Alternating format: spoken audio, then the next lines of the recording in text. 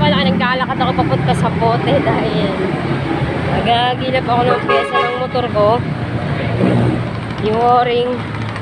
Okay na, nakabili na ako ng ano, dalawa. May isa pa akong kailangan. Pupunta lang ako dun sa ano, sa mismong kasa ng Honda.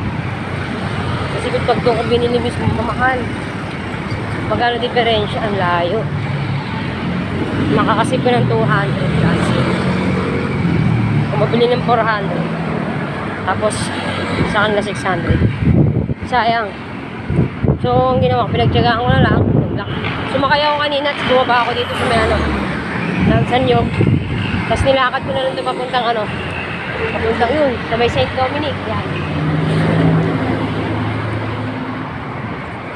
Yan, nagtyaga ako maglakad para ano, medyo hindi ganun kalaki gastos. Talagang malaki gastos ko ngayon kasi natagalan ako ng paglinis ng motor ko. Ayan, lakad ako. Ang protection ko lang, ito lang, jacket, sombrero lang. Boots naman, di ako, parang ano naman, hindi naman ako masyado naiinitan. Dahil tulong din ng aking cap na pad, at saka ng jacket na binigay sa akin. Ito, medyo malayo-layo pala, pero tsagain, tsaga ko lang. Kasi ganun, sasakay din ako, tapos maglalakad din ako. Tuluyan ako maglakad, tapos papunta doon, pagbabalik doon, sakay na ako. Bali ang nagastos ko lang, yung 26 pesos lang.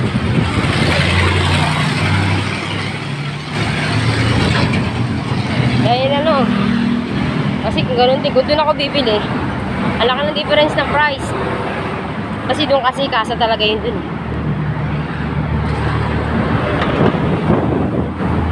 Yun, bumaba ako sa Nyog, doon ako bumili ng ball race ko na bola, tapos yung o-ring. May isa pa ako, bali dalawa pa akong bibili. Doon ko na mismo bibili sa ano ng kasa. Medyo malay-lay na nilalakad doon. Mamaya talaga, maliligo talaga sa bahay namin. Medyo hinihinga lang, pero tyaga-tyaga lang. Dahil wala tayong aasan sa buhay, kundi tayo na lang. Ayan. Ito, lakad.